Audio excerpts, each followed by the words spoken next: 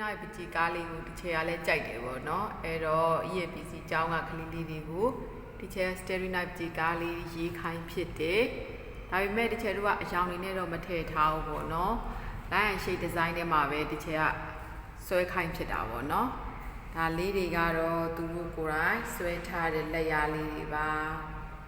ဒီကလေးလေးတွေရဲ့လက်ရာဆိုရင်တော့ဒီချက်ကလုံးဝမကူဘူးပေါ့နော်မကူပြဘူးပေါ့ကူဖို့လည်းအထူးသဖြင့်ဒီချက်ကမအားတာလည်းပါတယ်ပေါ့နော်ဒါလေးတွေဆိုရင်ကိုရန်ကကိုရန်8တန်းပေါ့နော်8တန်းကိုရန်လက်ရာလေးတွေပါ